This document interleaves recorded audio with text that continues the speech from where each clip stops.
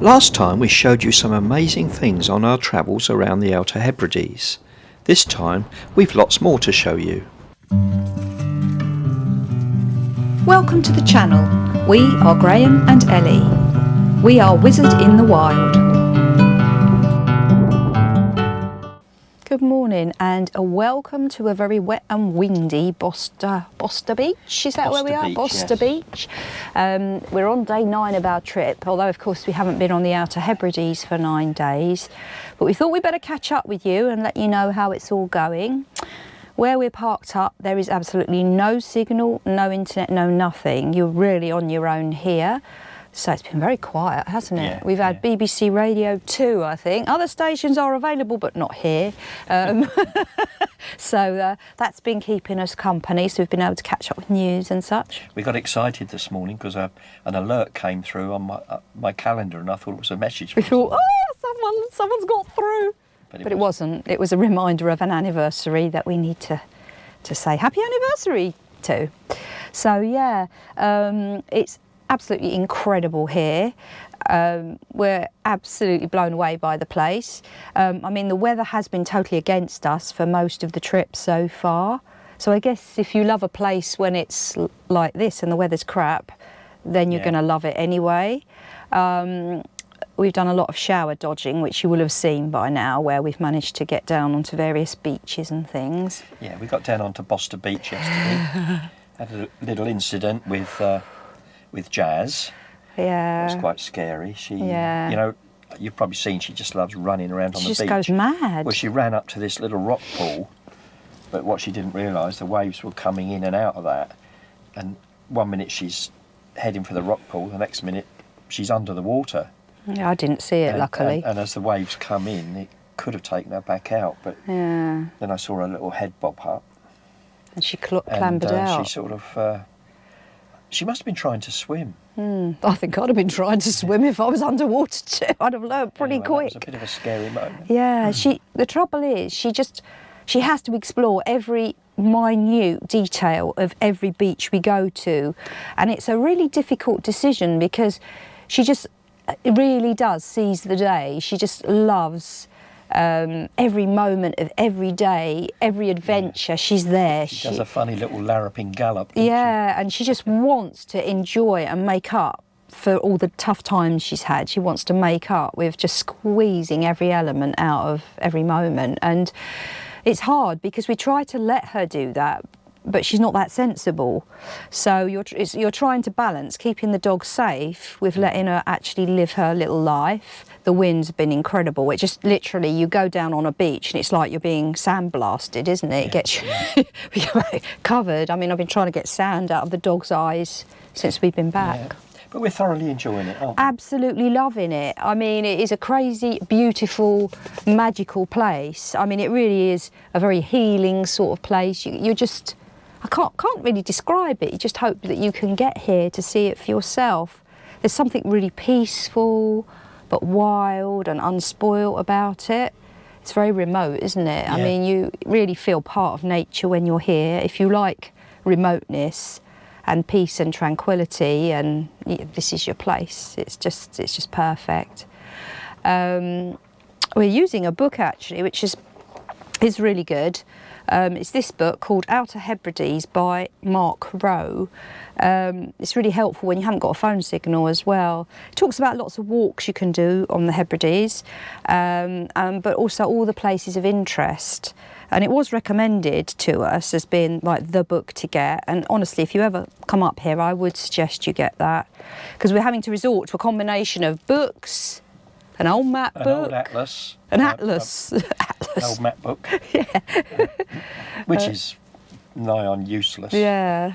Because ironically, the names on the map aren't the same as on Google, which aren't the same as in there. So we're trying to sort of practice our Gaelic. Is that how they say it? Garlic. Yeah, it sounds like garlic, isn't it? Gaelic, but our Gaelic. I think that how you say Scottish is garlic. I'm sure someone's going to put us right. I've probably got that wrong. Yeah. Garlic. Garlic. That sounds more Scottish, maybe. So please tell me how you say it. But I think it's something like garlic. Yeah. So but it's all good fun, and Yeah, I've not been anywhere like this. It's otherworldly, isn't it? It really is. Yeah, just want to let you know we're still safe and sound and loving it. Absolutely loving it here. There's definitely a Norse type feel about this place, isn't there? Very sort of Scandinavian. I don't know if that's just me thinking that, or if anyone else feels the same about it, but it feels as if, almost as if you're going to sort of like Scandinavia here. Like all the. I've never been to Scandinavia. No, but when you see it on the telly, you know, there's all these low-lying houses, no high-rises, and it's all, yeah, just beautiful. All lots of grasslands and hills and beautiful. Anyway, I am talking too much about this beautiful place. Yep, we've got a whale jawbone to find. I don't know, there's something I didn't think I'd hear you say. Yeah, we're going to go and find a whale's jawbone. We'll catch you later. It's worth pointing out that our Wildcamp spot at Bosta Beach is in fact on the island of Bernera. It's only accessible by the road bridge. They call the bridge over the Atlantic. So that's another island ticked off. Making a sandwich to take with us today. We're not having breakfast here. So I've just done a quick sandwich. Cheesy pickle, vegan ham. Graham's got real cheese on his sandwich. And a bit of greenery. Job done.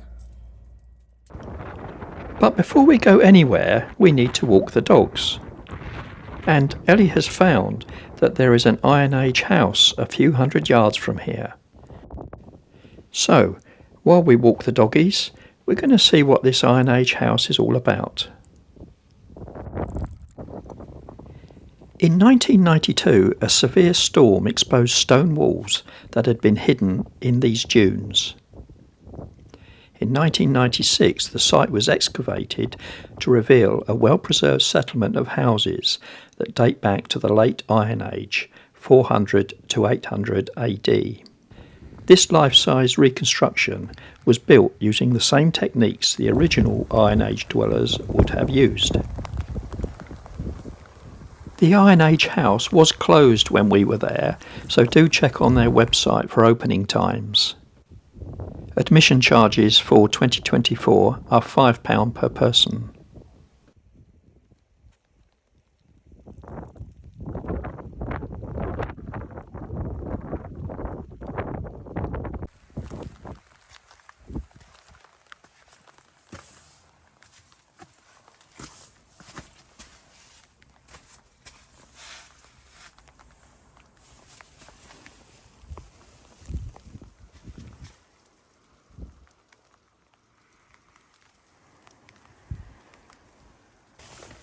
It's amazing how sheltered you feel from the wind down here. The people who built these houses in these locations knew exactly what they were doing. It's really quiet and really calm. Feels really safe and enclosed. I bet it was quite cosy. And look at this door. Locked today. Can't really show you in there, I'm afraid. But I did manage to find some inside pictures. And it does look really cosy.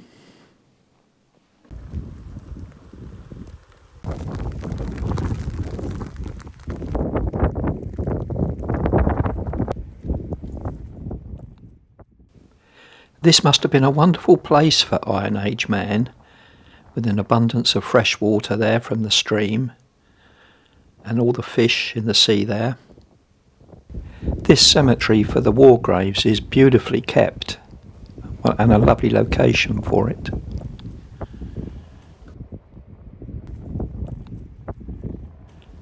Now that the tide's out, we're getting a nice view of the time and tide bell. Right, it's time for us to hit the road. We need to cross back over to Lewis and Harris and head for Carloway to the Broch. But just before we leave, we've got to top up the honesty box. It's £5 for an overnight stay, and a great way to use up all your old coins.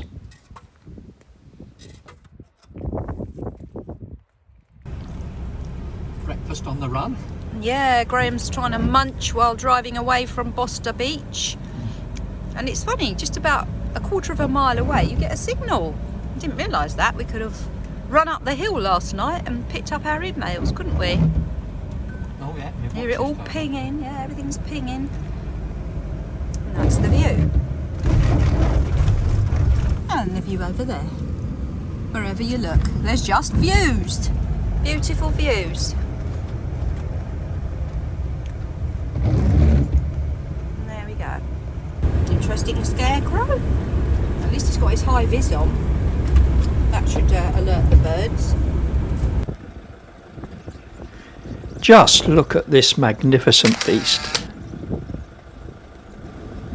And is this the UK's most remote telephone box and letterbox?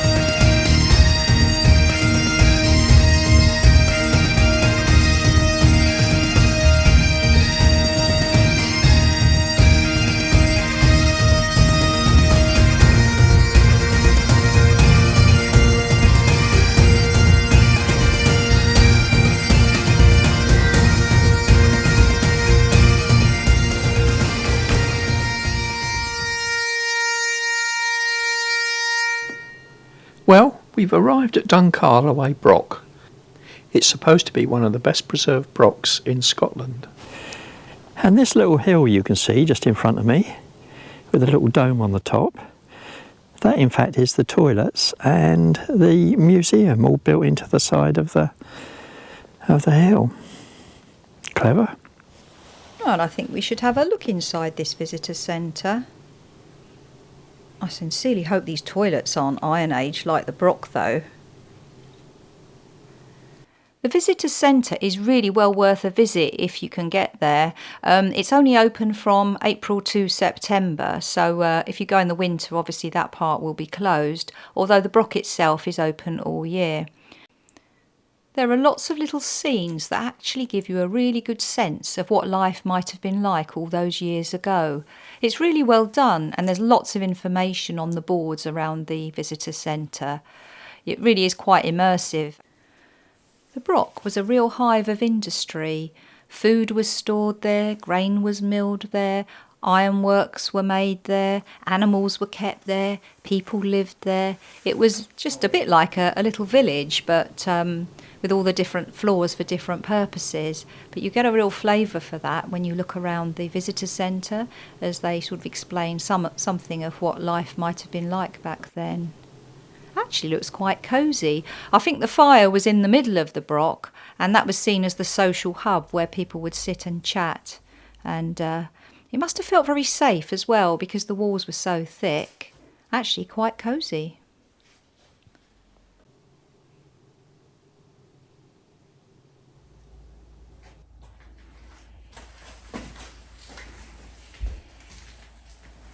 So let's get out and up the hill and see the Broch for real. Unfortunately, we can't bring the girls up here, so we're going to have to leave them in Merlin. So we can't be too long, but definitely want to have a good look round. Here comes Ellie through the gate.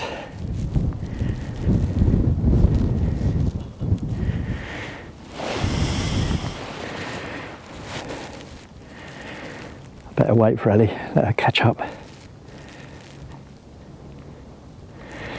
Oh, it's quite a climb up there.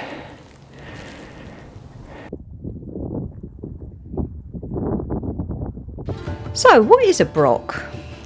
Broch is in fact a stronghold, a family home, and eventually a kiln. They only appear in Scotland, and they're made of two dry stone towers which are formed of two concentric walls, and they have a narrow passage and small cells. They also have stone staircases which corkscrew between the inner and outer walls to the top.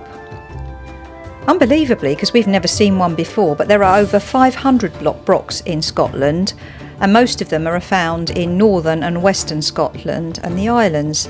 So this is our first one. Dun Carloway, which is the name of the broch, was probably built in around 200 BC and may well have been occupied by a local chief as a symbol of status and control over the local landscape and resources. Excavations and traditions show that it was also in continued use intermittently for a very long time. It had been used as a pottery kiln, a shelter for the Morrisons of Ness during a cattle raid in the 1500s, that's according to tradition, and a home as late as the 1870s. It's actually situated in a stunning spot in the landscape. It's a very striking building, and it's a most impressive example of Iron Age architecture. It may well have been designed to make a bold statement of status, wealth or power, and it was of course easily defended because it's sitting high on a rocky outcrop with wide views for miles around. I find it absolutely amazing that they let you climb all over this and go into it. Dun Carloway is in fact in excellent state of repair. It is the best preserved Iron Age building in Lewis, and at 9 metres tall is one of only a handful of broch towers surviving to near its original height. If you look at the collapsed area of wall, it reveals a perfect cross-section of the broch. Its main features include a double-skinned wall with 2 tiers of internal galleries, a ground-level low entrance passage into the broch, a small cell, possibly a guardroom, off the passage, and a stairway that originally led to the upper floors. There's also a stone ledge or scarcement on the inside face of the wall, which probably supported the upper floor. It's good to know that actually, because we did wonder what that was for. This is such an amazing place. I can't believe it. I can't believe they let us in here to just walk around. Yeah. You can really feel the history, can't you? It's just an amazing place. It's interesting how you have to climb in and climb round as well. It's the doorways and things are really low, aren't they? But just look at the rocks. They are really low. I banged my head earlier. Luckily you did it first so you could warn me not to. Yeah. But it's absolutely incredible. Look at this lichen. Yeah, it's just what I was looking and at. the rocks, all the beautiful colours in the rocks. And I don't know what that structure is to your left, with a beam across it. It's like a window, but I wonder if it was a chimney before or something. It's hard to know, isn't it? But it's an amazing thing.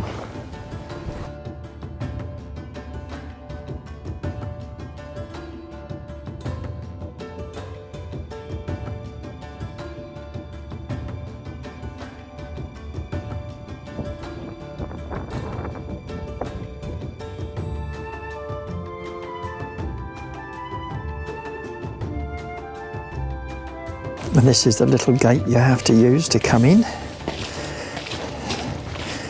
It's very tallist. They don't want tall people in here. You want to bang your head on that? No. No good win.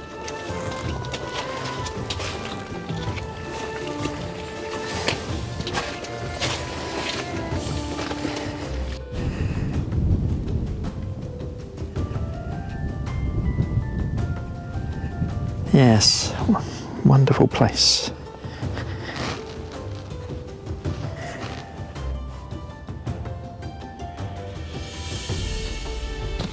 You can see the way they built it around the existing rocks.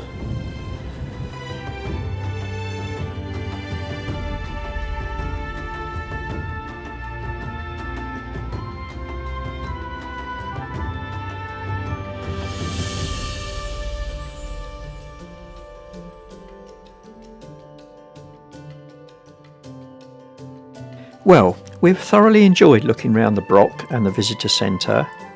We're headed back down now. Ellie wants to see inside the little gift shop there. We didn't buy much in the gift shop, but Ellie wanted to buy Bobby. Well, it's time to end this vlog here.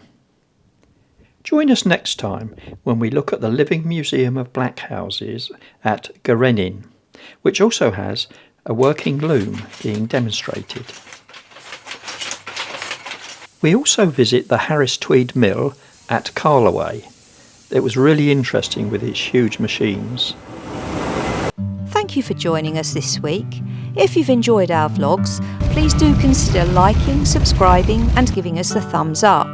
Oh, and don't forget to comment. We love to hear what you think of our vlogs. And join us next time for some more adventures with Wizard in the Wild.